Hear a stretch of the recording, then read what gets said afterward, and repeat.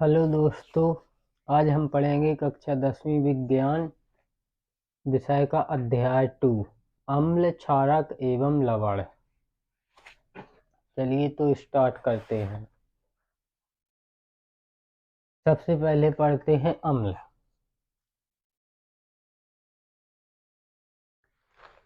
सबसे पहले अम्ल देखते हैं। अम्ल विद्युत के सुचालक होते हैं, यानी अम्ल है जो उसमें विद्युत मतलब करंट आ सकता है।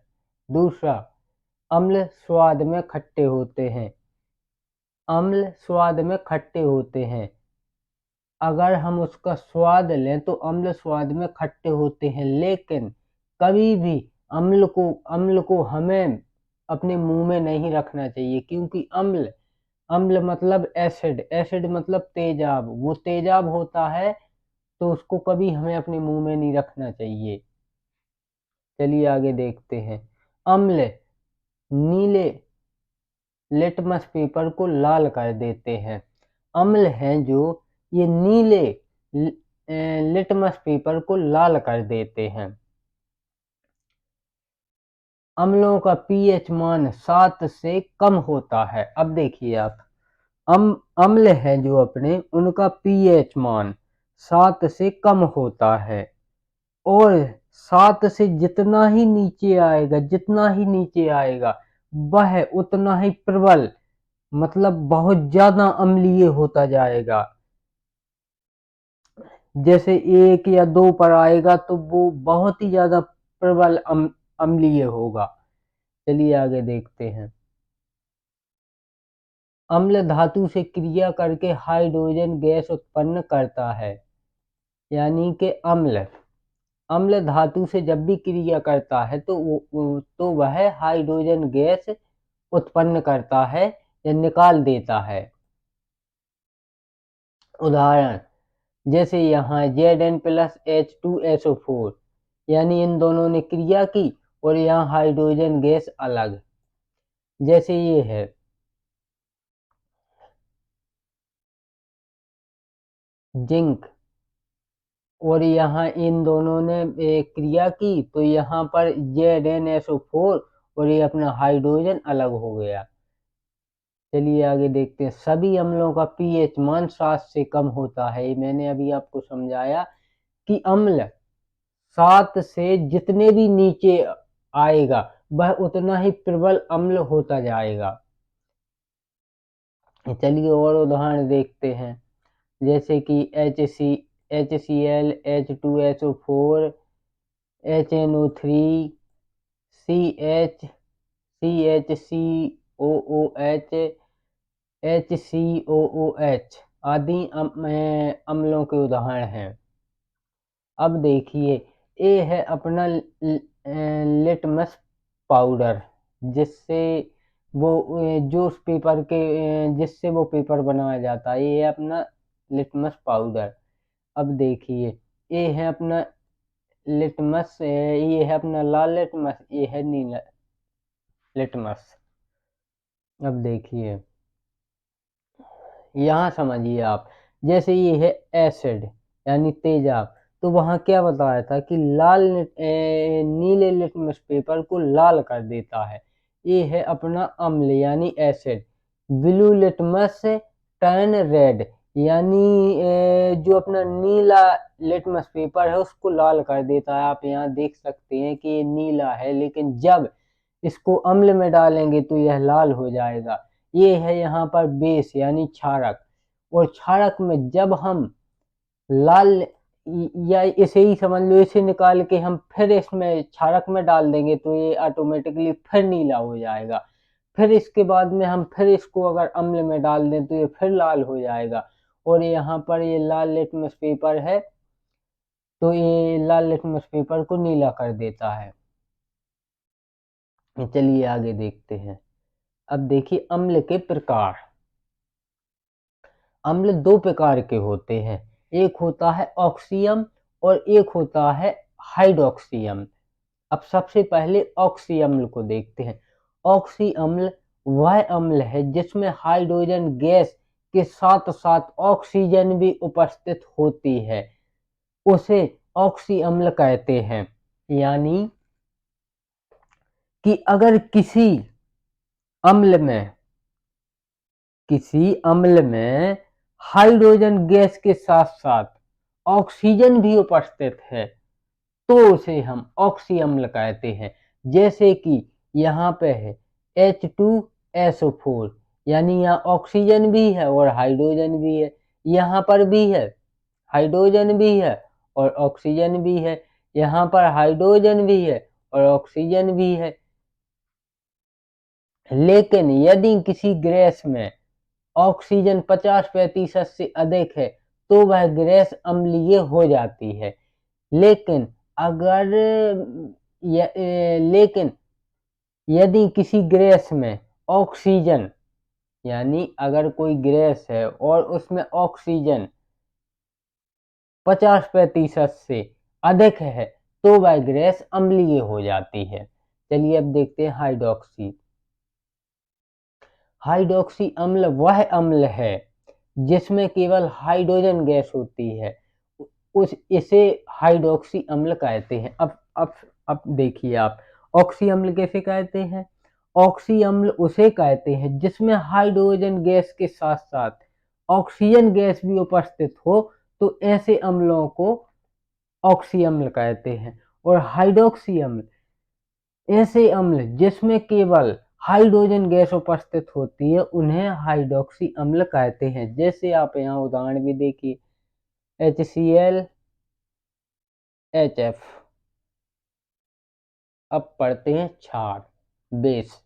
क्षार क्षारक विद्युत के सुचालक होते हैं। वो भी विद्युत के, अम्ल भी विद्युत के सुचालक थे और क्षार भी विद्युत के सुचालक हैं।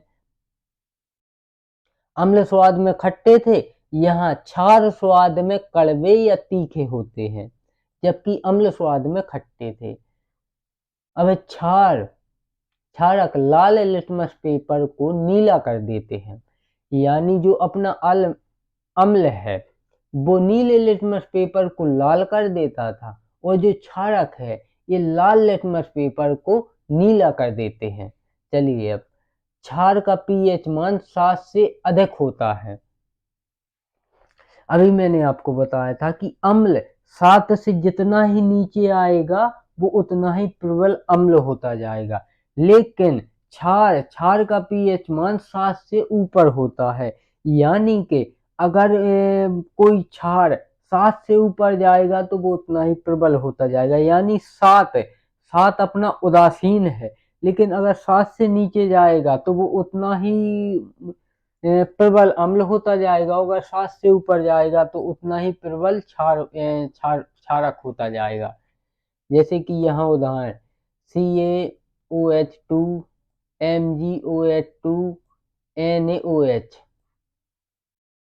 नोट, जल में घुलनशील क्षारक को क्षारक अल्कली कहते हैं। यानी जो क्षारक है और क्षार है उसमें भी अंतर है, क्षारक अलग होते हैं और क्षार अलग होते हैं। जो जल में घुलनशील क्षारक होते हैं उनको क्षार कहते हैं या अल्कली कहते हैं। उदाहरण के लिए NaKOH MgOH2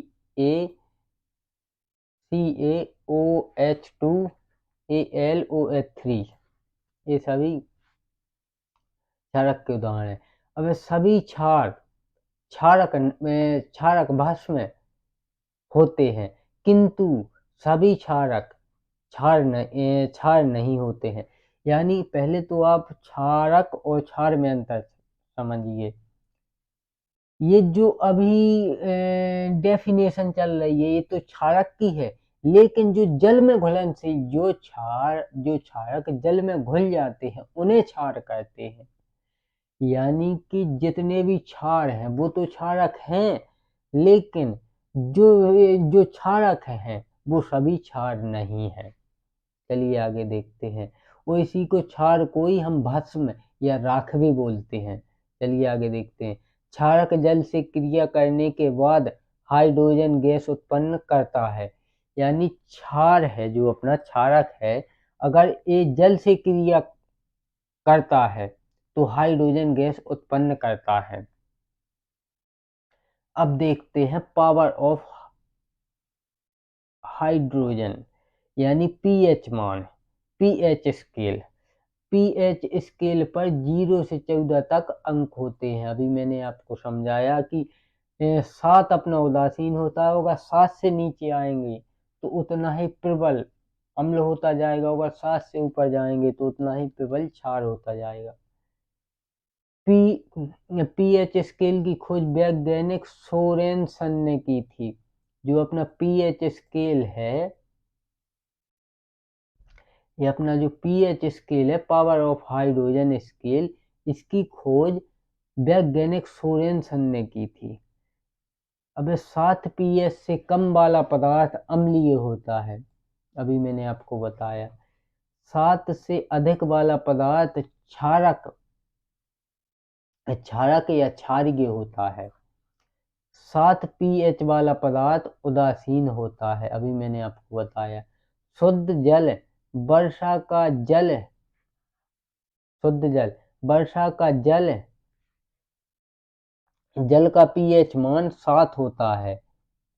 नोट, जो अपना पानी की वर्षा होती है उसका, वो तो शुद्ध जल होता है, उसका पीएच मान 7 होता है, लेकिन प्रदूषण की वजह से वर्षा का पानी अशुद्ध होकर, जैसे अपना प्रदूषण है वायुमंडल में, धूल कण काफी प्रदूषण है, तो उसकी वजह से जो अपना बारिश का पानी है वो अम्लीय हो जाता है और उसका पीएच मान 7 से घटकर 5.5 पर आ जाता है।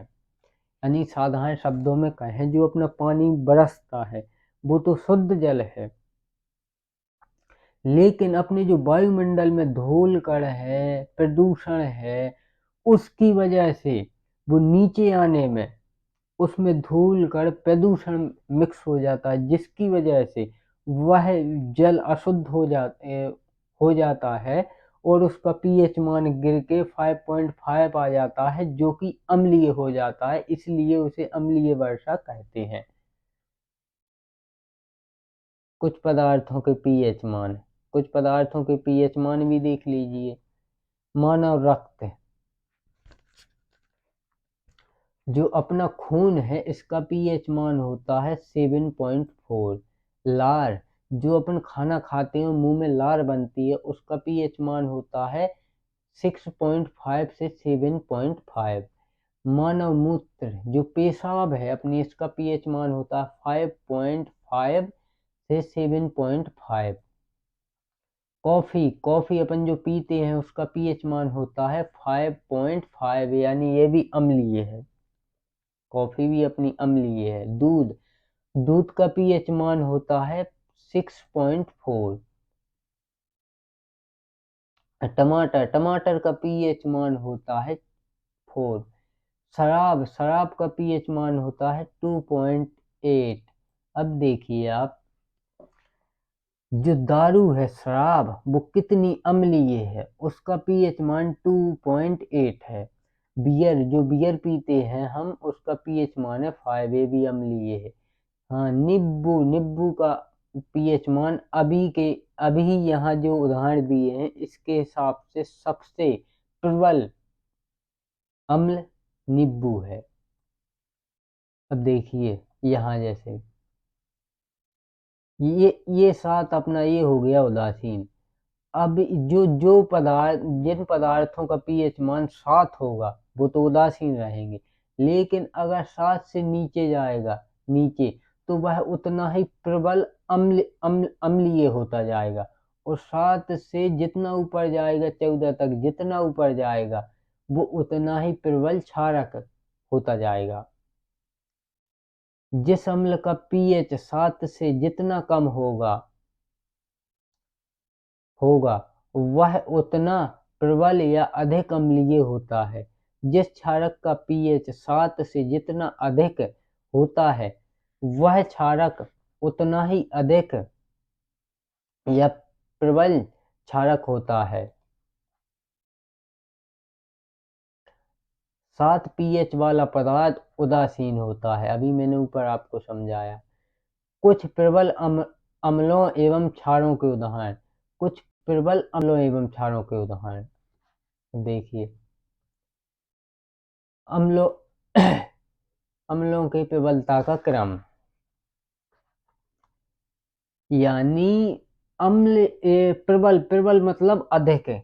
जितने ही ज्यादा प्रबल होंगे अम्ल, जैसे 7 से जितने ही ये नीचे आ जाएंगे, 7, 6, 5, 4, 3, 2, 1, उतने ही प्रबल अम्ल बनते जाएंगे। और 7 से जितने ही ऊपर जाएंगे, 8, 9, 10, 11, 12, 13, 14 तक, उतने ही प्रबल क्षार बनते जाएंगे। और जो 7 पर रहेगा वो उदासीन रहेगा। आप यहाँ एग्जाम्पल देखिए, चाई, HBr, HCl, HF। अब देखिए नोट, यदि किसी अम्ल में कार्बन उपस्थित है, यदि किसी अम्ल में कार्बन उपस्थित है तो उसकी प्रबलता घट जाती है। अगर किसी अम्ल में कार्बन है तो वह फिर उतना अम्लीय नहीं रहेगा, क्योंकि कार्बन अम्लीयता पर नकारात्मक प्रभाव डालता है। अब क्षार के प्रबलता का क्रम, ये यहाँ आप क्षार की प्रबलता के क्रम का उदाहरण देख सकते हैं। अब चलिए अब पढ़ते हैं बफर विलयन क्या है। देखिए बफर विलयन, बफर विलयन या बफर सॉल्यूशन ऐसा विलयन जिसका पीएच बदलता नहीं है, बफर विलयन कहलाता है। ऐसा विलयन जिसका पीएच 7 रहता है, उदासीन रहता है। अब देखिए बफर विलयन यानी ऐसा विलयन जिसका पीएच बदलता नहीं है, बफर विलयन कहलाता है। यानी जिसका पीएच 7 रहता है, ना तो वो अम्लीय होता है ना क्षारीय होता है, उदासीन रहता है। ऐसे विलयन को बफर विलयन कहते हैं। ये देखिए आप। अब पढ़ते हैं लवण, सेल्ट। जब अम्ल तथा क्षार आपस में अभिक्रिया करते हैं तो लवण का निर्माण होता है। यानी जब अम्ल और क्षार आपस में अभिक्रिया करते हैं तब लवणों का निर्माण होता है, यानी तब लवण या सेल्ट का निर्माण होता है। आगे देखते हैं। इस अभिक्रिया को उदासीन या उदासीनीकरण अभिक्रिया कहते हैं। यानी जब अम्ल और क्षारों को आपस में अभिक्रिया कराई जाती है तो इस अभिक्रिया को उदासीन अभिक्रिया कहते हैं। इस अभिक्रिया के फलस्वरूप लवण तथा जल बनते हैं। अब देखिए आप, सबसे पहले तो जब अम्ल तथा क्षार आपस में अभिक्रिया करते हैं तो लवण का निर्माण होता है। अब इसके बाद जब अम्ल और क्षार आपस में अभिक्रिया करते हैं तो उसे उदासीन अभिक्रिया कहते हैं। इस अभिक्रिया के फलस्वरूप, यानी जब ये उदासीन अभिक्रिया होती है तो इससे जो हमें प्राप्त होता है उसी को हम जो हमें प्राप्त होता है वो होता है लवण तथा जल। जल हमें प्राप्त होता है। जैसे आप यहाँ देखिए, यहाँ HCl अम्ल और NaOH क्षार जब आपस में अभिक्रिया किए तो यहाँ पर लवण भी मिला और यहाँ H2O जल भी मिला। चलिए आगे देखते हैं। अब देखते हैं अम्लीय लवण, यानी कि एसिडिक सेल्ट। इस प्रकार के लवण में हाइड्रोजन उपस्थित रहता है जिस कारण इसमें अम्लीय गुण होता है। अम्लीय लवण यानी कि जो अम्लीय लवण है इसमें हाइड्रोजन उपस्थित रहती है जिस कारण इसे अम्लीय जिस कारण इसमें अम्लीय गुण होता है। उदाहरण Na HCO3। अब देखते हैं आगे क्षारीय लवण। इस प्रकार के लवण में OH हाइड्रोक्सी उपस्थित होता है, जिस कारण इसमें क्षारीय गुण होता है। यानी उसमें जो अपना अम्लीय लवण है उसमें हाइड्रोजन गैस उपस्थित थी, जिस कारण इसे उसमें अम्लीय गुण थे, और इसमें हाइड्रोक्सी उपस्थित रहता है, जिस कारण इसमें क्षारीय गुण होता है। उदाहरण भी आप यहाँ देख सकते हैं, जैसे कि CaCOHCl यानी कैल्शियम हाइड्रोक्सी क्लोराइड। अब देखते हैं सामान्य लवण।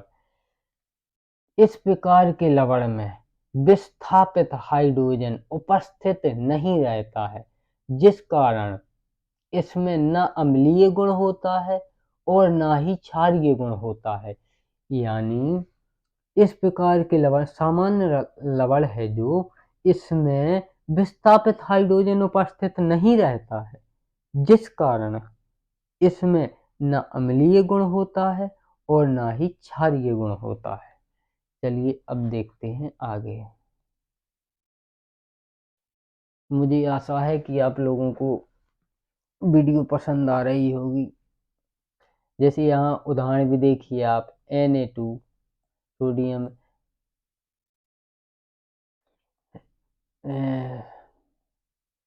SO4 NaCl CuSO4।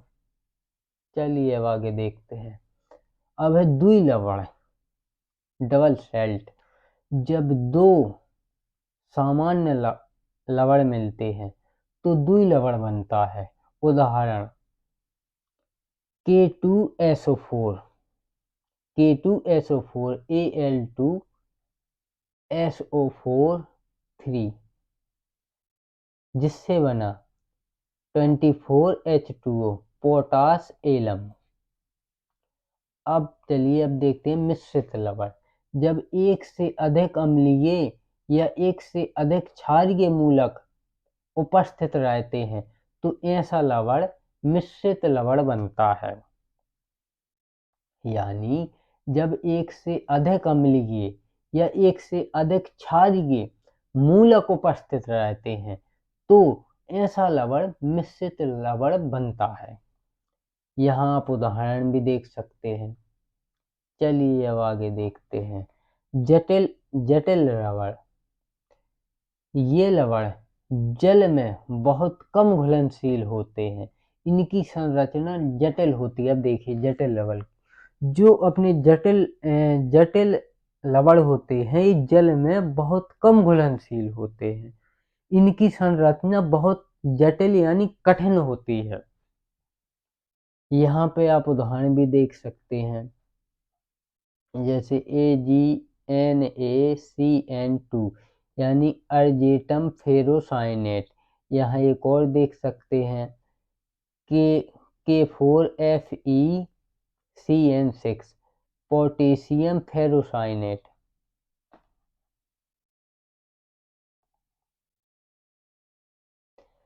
चलिए धन्यवाद। मुझे आशा है कि आपको वीडियो पसंद आया होगा।